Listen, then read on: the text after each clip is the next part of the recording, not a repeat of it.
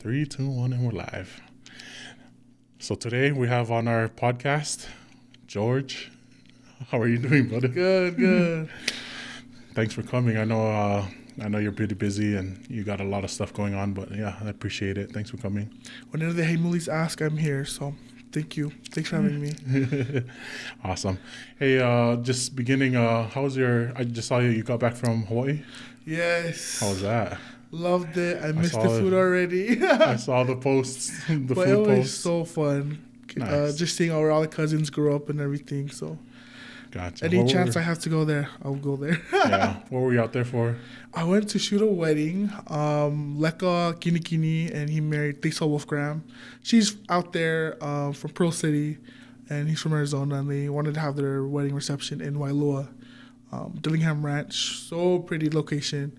I was so honored that they asked me. So flew out there Thursday. Friday, we shot their first look at Secret Island, Kulo Ranch. And then their ceremony and reception was on Saturday in Wailua. So pretty. Can't get over it. Can't wait to show the pictures. That's cool. That's cool. So you do that, the photography. How do you know them, the bride and the groom? So we all met at the YSA Ward here in Provo Orem, yeah. So we were all there together, and I was so happy when he asked me. So, Gotcha. And so, just to begin, we'll go ahead and start. What is your ethnicity, and where were you born and raised? So I'm Tongan American. My parents are both full Tongan, and I was born and raised here in Utah. So I was born in Provo. In a couple months, we moved to Orem, and we're still in the same house ever since. Gotcha. So being Tongan, who originally migrated to Utah from Tonga? So both my parents met at BYU Hawaii at Dancing PCC, and so they were both there. My dad and his mom were there, and his sister, and my mom's older brother Inoke. So grateful for him. He brought my mom's siblings to Hawaii, and from Tonga, and then after my dad and my mom met there, I think they got married in '83. Then after that, they moved to Provo and been in Utah County ever since. So you said that your parents met at BYU? Yeah. And then they moved here after? Yeah. Sorry, just going back. What is your last name and then the last name of your mom or your family's last name? Okay, so I'm a Ngatuvai. My dad's a Ngatuvai, and my mom is a Funaki. Gotcha. So you have family in Hawaii? Yes. That are still there as well? Yes. My mom's oldest brother, Inoke, is in Laie, and then her sister is in Ha'ula, and then a lot of my mom's cousins are over there in Kuhuku, all North Shore, and then a lot of my dad's side is Townside, Kaneohe, and everywhere around there. Gotcha. Where's do you know the family name? Where you got the family name, the Ngatuvai? Do you know how they got that name? Yeah, so a few months ago, I found out through my dad. So my great-grandpa was Pusiaki, or adopted, to the Ngatuvais. He was just a little kid, and no one knows who his last name was. So we just took the last name Ngatuvai. So if you ever meet a Ngatuvai, there's two of us. One from Vava'u, which we're from. My dad's from Whetatoa and Limatoa. But then there's another Ngatuvai branch from Longoteme. And so we're not related, but that's how, I found out a couple months ago when we are doing family history. So it's pretty crazy, but yeah. That's cool. And then do you know the Funaki? Yeah. That side or no? Yeah, so the Funaki side is not even supposed to be a last name either. I totally forgot what it was supposed to be, but it was supposed to be, Auntie Lo told us that it was like one of our great-grandpa's first names that they switched to the last name. So yeah, Funaki is not really a last name. So you'll see there's a lot of Funakis in Vegas, Salt Lake. Not all of us are related, but yeah, still have to find out more about that side. We have a reunion coming up this summer, so we're excited for that. Gotcha. I guess just a random question. Why are you a Utah fan when most of your family are BYU fans? So you can thank Tom Satake for that. It's like one of my dad's good friends. And growing up, that's when his son Kalani was still at Utah. So we always went to all the camps growing up, all the games, um, red and white games. I was there because of him. Probably if it wasn't for that, I'd probably be a BYU fan too, but it's too late now. But yeah, that's That really because of him taking me to all the Utah stuff when I was a little kid. Gotcha. That's cool. And how many siblings do you have? So total, there's five of us. I have three older brothers, but two of them living. There's one in between me and Isaiah, and then Tali's the oldest, and then Inga's my youngest sister. So right now, just party of four. Gotcha. Cool. So growing up here in Utah, what were some of the traditions that you were taught in the home that your parents raised you? Growing up in Utah, we weren't the richest, but I'm so glad that my parents still try to raise us with how they were raised in Tonga, with the traditions and the cultures. I thought everywhere was the same, where the boys don't go in the girls' room, laying down when other people are here, especially when like our cousins or any of our siblings were laying down on the couch. Once someone else came over, we just got up. And I thought that was the same everywhere. And I quickly realized when I got older, that, man, there's obviously just us or Tongans or Polynesians, which I'm grateful for our upbringing. So very grateful. I'm so grateful for the opportunity I have to meet so many people and see how they were all raised. And it's truly something special just to see how everyone was brought up. And we weren't brought up the same, but just to recognize that and just to value how I was raised up. And it just makes me appreciate my parents so much more. That's cool. What about Tongan, speaking Tongan?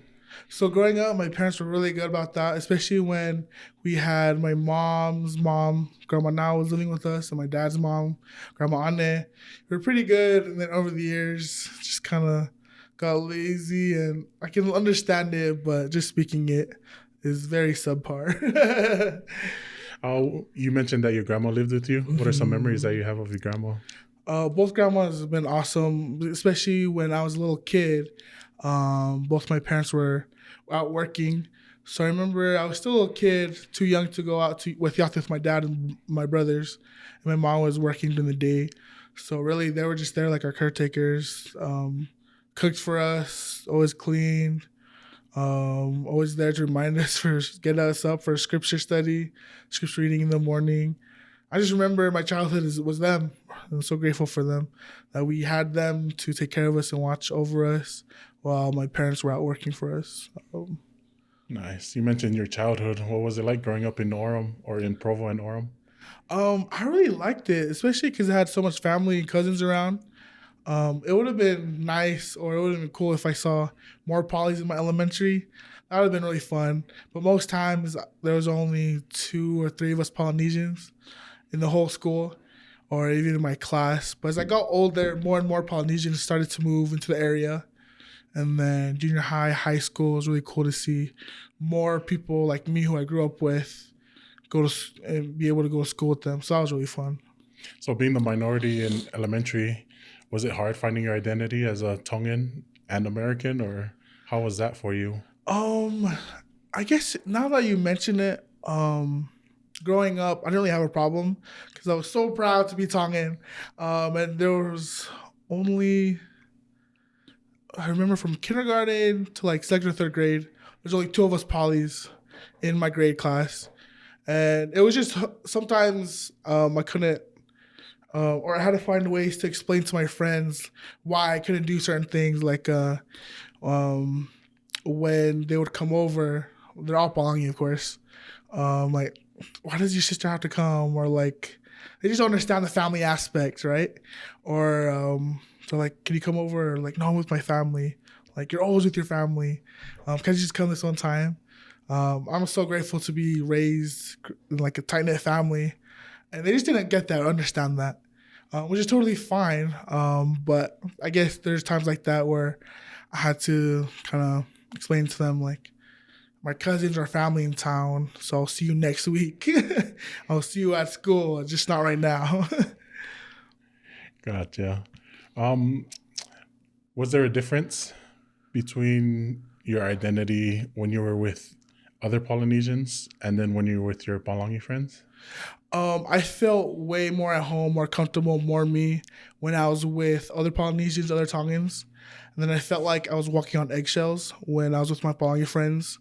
I didn't want to do things that would make me fall into the stereotype. Oh, he did that because he's Tongan.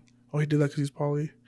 And so growing up, I kind of, as I found out who I am and became more comfortable with, like, I'm a Tongan all the time, Polynesian, then I kind of distanced myself from the, I guess, other white people, other Polynesians, just because they didn't always understand when I got older. Like, you're always at family events, you're always doing stuff with your family.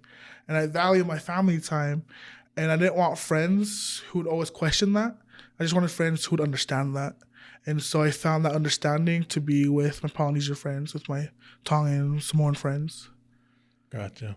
And was it easy to get along with the other polys because you were Tongan or because it felt like family to them or to you? Yeah, most times, yeah, it was easy to get along with my other peers, my other poly peers.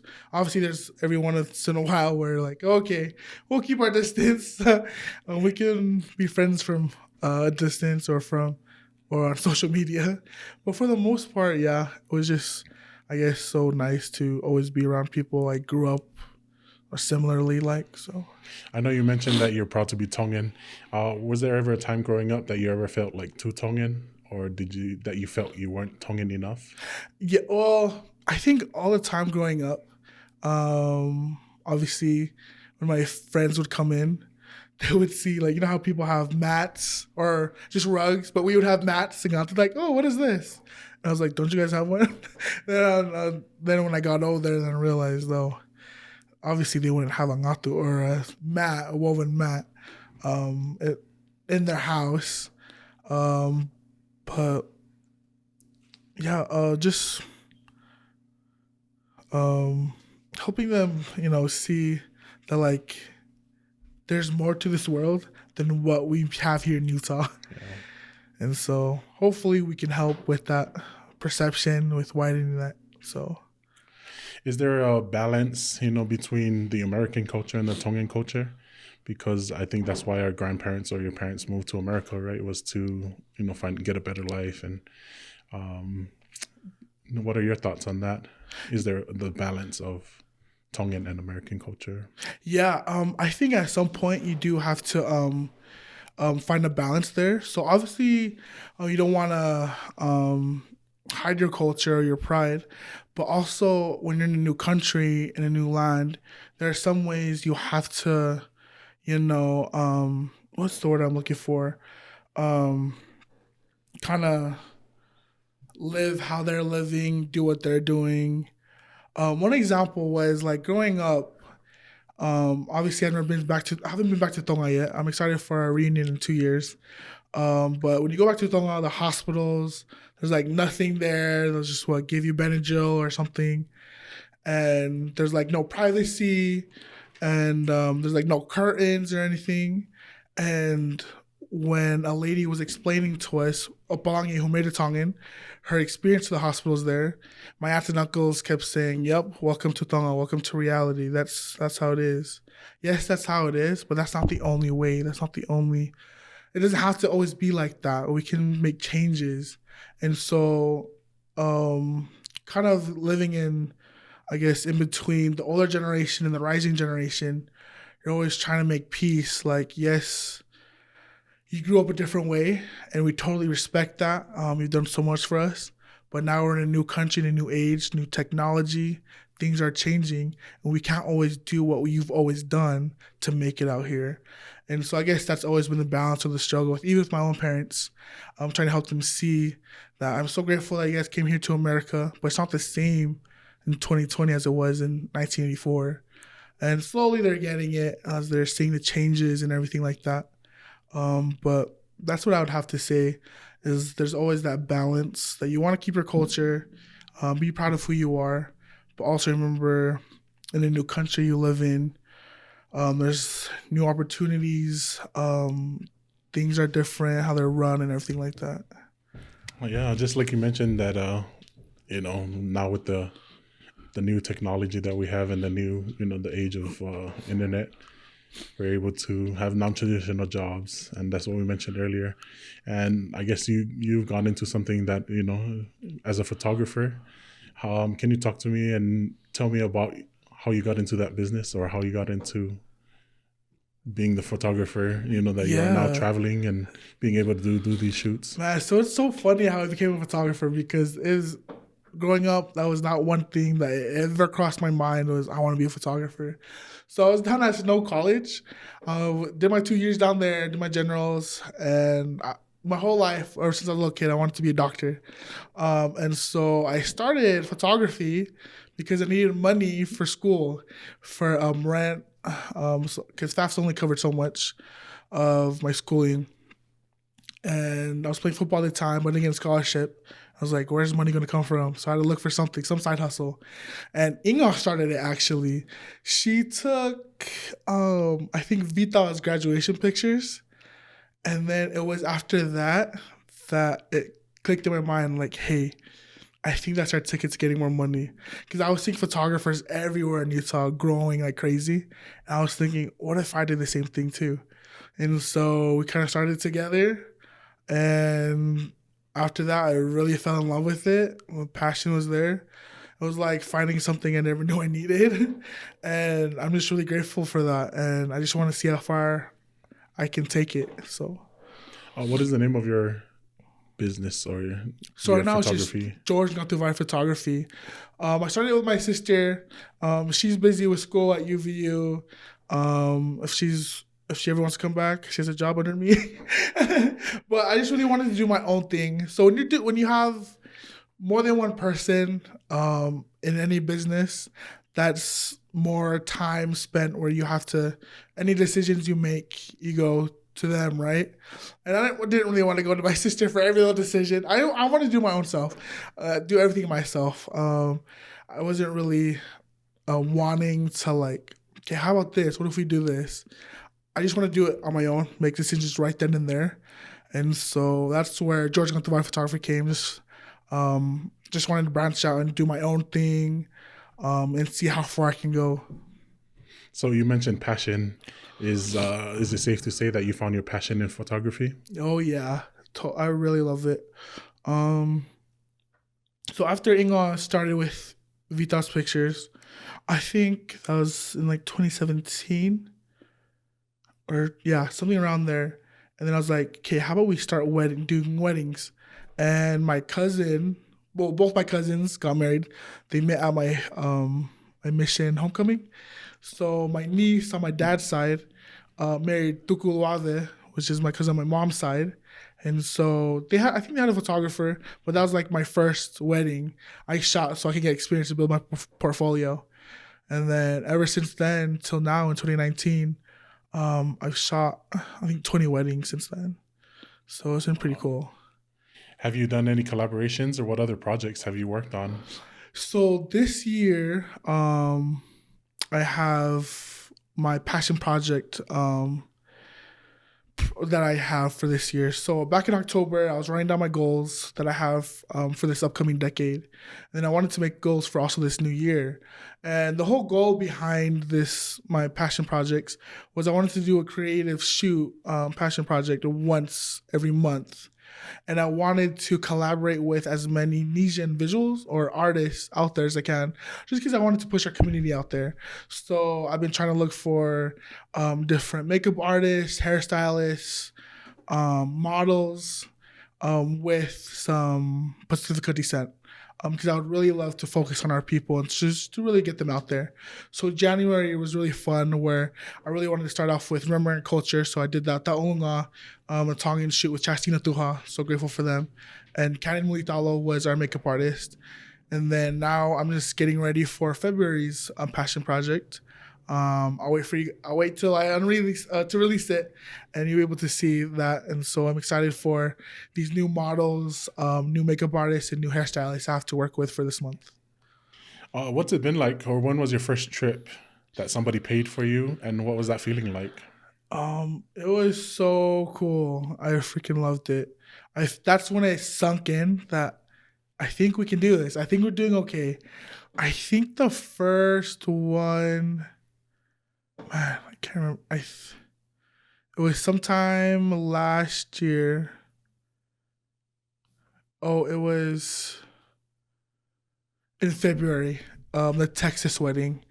The bride Emma, she's a really cool girl. She was one of my Sunday school teachers in our YC award, and I was so happy she asked me um, to shoot her wedding, and we are just getting down my information, my packages and ticketing, and so deep down inside, I was like freaking out. I was like, shoot, this is actually happening. And then when I flew into Texas, shot the wedding, then everything just worked out, and I was so happy, and I was like, I can see myself doing this for the rest of my life. And so that's when it got real. It was last February. It's my first, paid for travel wedding. And just this last trip that you went to Hawaii, was that a paid? Yes. They paid for it as well? Yeah. Yep. And then I was excited. I'll leave to Texas on Friday. This Friday? Yeah, for a portrait session down in the Dallas area. So I'm really excited. Dang, so this photography is keeping you busy, huh? Yes, I love it. That's cool. So I guess for others who are still trying to find their passion or their purpose, what are some thoughts from you about finding your passion? I would tell them keep looking and keep trying, especially looking because I didn't look for this. The need arose that I needed money, and then the opportunity came across, and I loved it. So for everyone out there who are still looking for their passion, try everything. Reach out to everyone. I love it when upcoming photographers are reaching out to me like, hey, can I follow you around? Can I shadow? Totally, of course. That's how I started. I'm always looking back to give back to our community, to especially young Polynesian people who would love to do photography as well. So my advice is just keep looking, keep trying it until you love it. That's my advice. Nice. And you mentioned that for those who are looking, they can find you. Where can they find you on social media? Yeah, so my website is being redone right now. I'm really excited about that. But my Instagram is CLC, but I spelled it phonetically, so it's CEEOWWCEE. Or you can just type in George Ngatuvai Photography. Nice. You have Facebook as well, or no? Yeah, well... Or you don't use it as much? Funny thing is, I just got locked out a few days ago, trying to figure everything out. But yes, George Ngatuvai Photography on Instagram right now. Facebook will come back to you soon. Gotcha. So I guess we talked, a lot about the highs, and I guess we can get into talking about some lows. Are there some L's that you took on this journey in photography? Mm-hmm. Are there any stories if you want to share? Well, just overall, obviously as a photographer, you are always looking for any opportunity you can get to build your portfolio, to just get yourself out there. And it's been hard for me this past year because I'm such a yes man, and I'm trying to get rid of that. And I always wanted to please other people and just be there for everyone, but you can't really do that. And so these past few months have been really rough. Regretting with saying yes to some projects or some clients I should have said no to. So I've been learning the hard way, but I'm glad I am learning. And especially since I'm trying to start my own business, as a businessman, as an entrepreneur, you're always constantly trying to make choices that's going to benefit you and your business. And that's been hard because you want to do things as George, but you have to remember, how is that going to reflect as George Ngatuvai Photography? And so that's just been my, I guess, biggest lesson that I'm still trying to learn this year as I go throughout all my photography inquiries, and hopefully for this year. I hope to learn it soon. I hope I can learn how to not please everyone, but still be respectful and still be business-like. But I would say the biggest thing I'm still trying to learn is saying no when I need to say no. Gotcha. Man, that's crazy. I guess Going back to, you said that you went to the University of Utah. Yes. You were going to school. Yes. And then having to make that decision that you want to get into photography. Can you tell us about that conversation that you had with your parents and what the aha moment was for you when you decided that you're no longer going to go to school or no longer follow that path and be able to, follow and pursue your passion with photography? Yeah, so that conversation I haven't had yet with my parents. Obviously, they're still gung-ho for me to be a doctor. I'm a pre-med major. I'm a junior at University of Utah. Took the semester off, trying to find myself. Really love photography. Don't know if I want to go back. But obviously saw my parents still rooting for me to go back and just making it known that, hey, photography is cool, but don't forget, your real or your main purpose. And so there's other times where I've tried to tell them, talk to them hey, I don't know if I'm going to continue with this just because I don't want to disappoint my parents, right? So we'll have that conversation sometime soon. But one thing is, I would still like to finish my degree just so I have that. So about less than 2 years left. And then probably just go back to photography. I just wanted to finish that degree just for my parents, just for them. The reason they came to the States was for us to get a better education. But the passion I found was doing a lot better than the original purpose I went to school, right?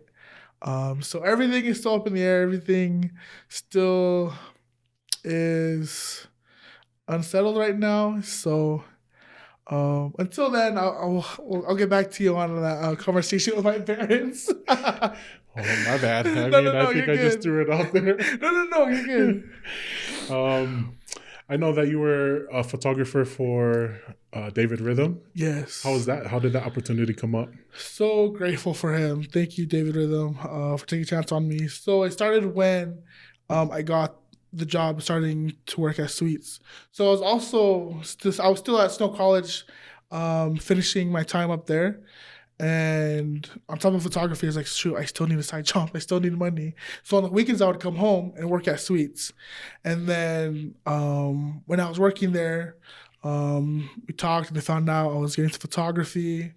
And then from there, it just went like that. And I've just been so excited to be a part of all his projects with his music videos, his concerts. He just had his first tour a few months ago. I'm really happy to see all the success he's been seeing. Did you go on tour with him? No, I did not, because school. Oh, gotcha. Just been really humbled to be a part of all of it. But yeah, it's been really fun. Be able to work with Dave Rhythm and plan out his shoots, his concerts, the whole deal. It's been a really cool experience. That's awesome. I know that just taking this leap of faith, of quitting school. Not quitting school, but maybe a long pause. on pause. It's only been a semester, but for those who are, looking to take that leap of faith, what advice would you give to them? I would say make sure it's something you really want to do. You're doing all these extra things for your business, for your passions. I would really hate to see you do it all for nothing. And so my advice to everyone out there is to make sure you're really passionate about this, because you're going to have your high days where you're like, man, this is amazing. And then you're going to have your low days at 2 a.m. when you're editing. Like, do I still really want to do this? You have to make sure, yes, I still want to keep pushing through. And so that's my biggest advice, is to make sure this is really your passion. And whatever you do, just to keep going through it, and to really hit it hard. Because if not, you'll get hit hard back. We don't want that to happen. So you talk about these 2 a.m. editing sessions. Yeah. So what continues to motivate you, help you push through that 2 a.m. when you don't want to do things like that? Because I really want my business to grow, and I hate sending galleries back late to clients. I just want to stay away from that. And also because I have to remember that this is the life I signed up for by being a photographer. sometimes I follow quite a few other photographers, and obviously in Utah there's so many. I have to stop looking at my Instagram explore feed because there's so many photographers, and some of them are just always ranting about their clients they ran into or about their problems with like editing late nights. And sometimes I just want to say like, did you not sign up for this when you became a photographer? Like every job has its pros and cons. You just have to remember that. And so I just, when I'm editing, I just love to just put music on just to remember after this session, we have another session to edit and this is your job. So that's what keeps me going, is just to remember that this is a part of the experience I signed up for. And just with anything as well, that everything is not always going to be a good time 24/7. Even though we'd like that to happen, you're still gonna run into like some speed bumps and some dead ends, but you just got to keep going. Nice.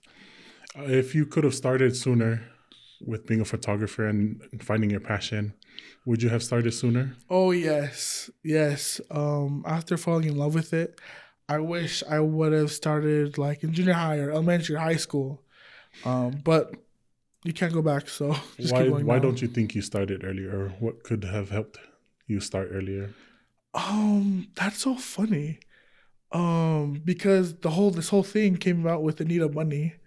And I guess maybe growing up, I was so set on one goal that I was gonna play football. I Okay. was gonna be a doctor, and so I had this vision set already.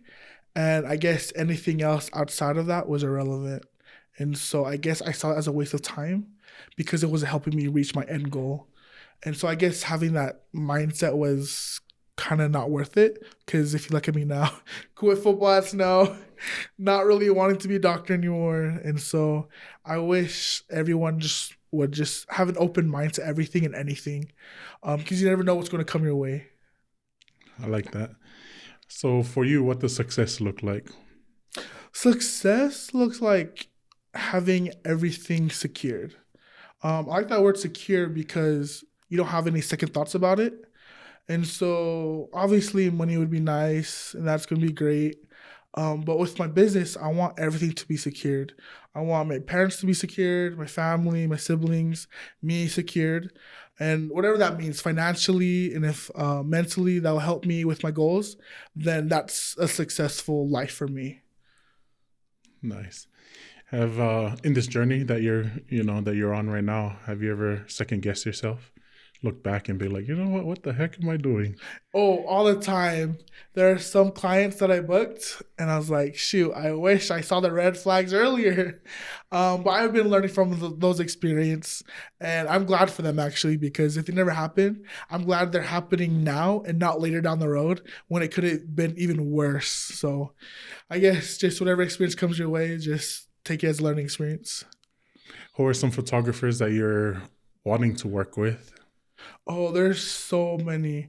One of my favorite sports photographers, his name is Cameron. On Instagram, it's like Cool Mac with a K. I found his work about last year. He takes a lot of pictures for the NBA,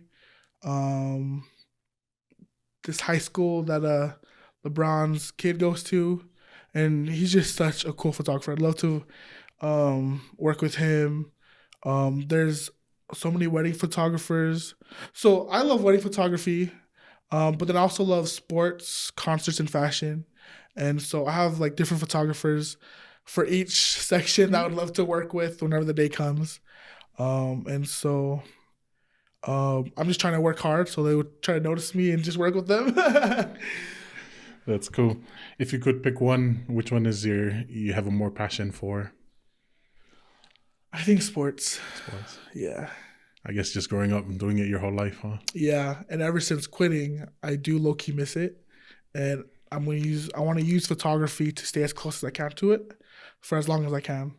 And I had that first taste when I got to shoot for University of Utah. Shout out to the Rosales, the Galfusis, that got me the sideline pass at the U game versus Colorado.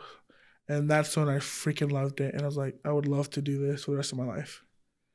I know the Super Bowl just passed. Imagine doing the Super Bowl one day. Yeah, huh? I would love to. And especially on Or I remember writing down for my decade goals was to shoot the national football championship or for the collegiate level. So that'd be really cool.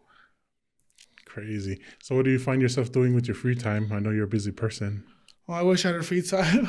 I'm If any. either I'm either looking through Pinterest for mood boards, planning out other shoots, whether it be for my own passion projects or for my concepts or for other clients. And then I'm also a Mormon or a member of the Church of Jesus Christ of Latter-day Saints. And I really wanted to take my calling seriously this year. So if I'm not doing photography or work, I'm trying to fulfill my calling, trying to be better at that. And so life is and trying to spend more time with my family. I felt bad these past few months when I noticed when my brother and my brother and sister-in-law and his kids were living with us. I hardly saw them.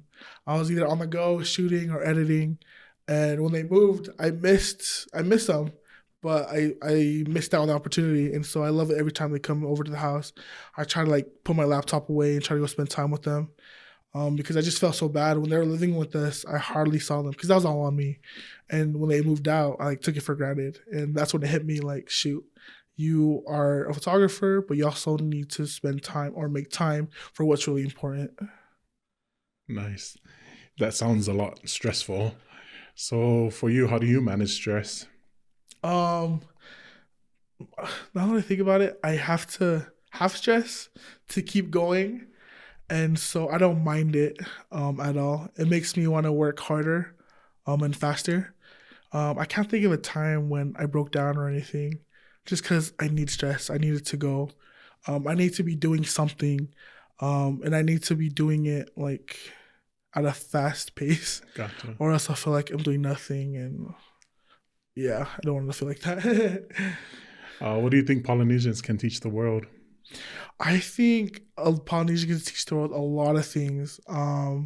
Just who we are.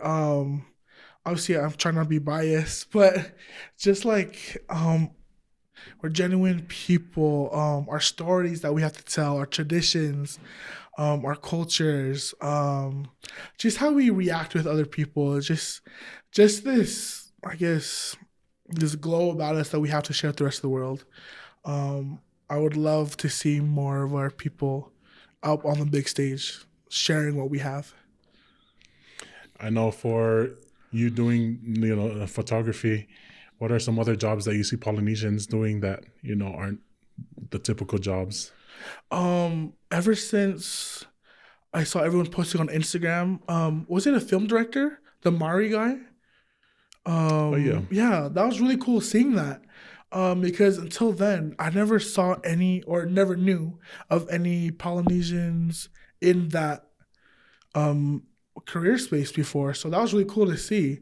And now that I think about it, like where we don't usually see or think of Polynesians, that's where we need to put more Polynesians. That would be cool to see them beyond sports, beyond singing, because they're so talented at singing. I wish I could sing. But everything outside that you wouldn't normally see Polynesian, I would love to see Polynesian there. It's cool to see Polynesians choreography with Oh that. my gosh. I So cool to forgot her see name. Paris. Paris, yeah. Yeah. And then, yeah, just these jobs, choreography, Yeah. videography, photography. So I think that's cool that you're, being able to trailblaze and be a person that, in photography in Utah as Polynesian.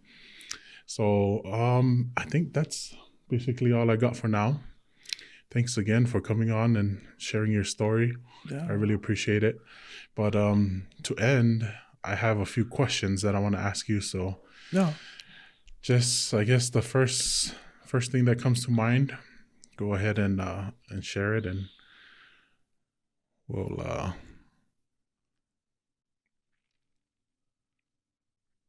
sorry, I'm pulling it up. Oh, no worries. Okay, what takes up too much of your time? Social media. What do you wish you knew more about? Oh, taxes. What inspires you? My parents. What are some things that you had to unlearn? Hopefully social media. What's your favorite book? The Kite Runner. If you could spend a day with someone dead or alive, who would it be? President Gordon B. Hinckley. What is special about the place you grew up? Everyone's moving here. I love it. What have you only recently formed an opinion about? President Trump. What's the luckiest thing that's happened to you? My job, photography. What song will guarantee to make you dance? Hot Girl Summer. What are you most looking forward to in the next 10 years? To see how far I can take this photography thing. What could you give a 40-minute presentation on with absolutely no preparation? Photography. What hobby would you get into if time and money weren't an issue?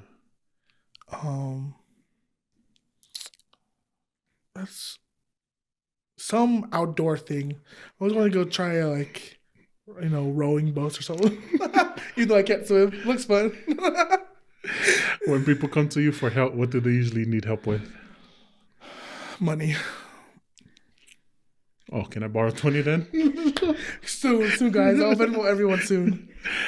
What is something special? Oh, sorry. What is something you think everyone should do at least once in their life? Man, go to Hawaii and eat all the food there. Which of your scars has the best story behind it? This one. What right happened? Here. I got out of the shower and I have a low ceiling. I was putting my shirt on and I pushed the light bulb as I was putting my shirt on. So I just make up stories about that one when people ask. What helps you live in the moment? Knowing the next moment is not guaranteed. If you could get back to your village, what would you do? Give back lots of things. I'm excited for the reunion we have coming up soon. Me and my mom already planned on school supplies and doing all these things to give back. And so I'm just so excited just to give back everything and anything I can. Nice. Well, again, thank you. Thanks, Bill, for having me. Thank you.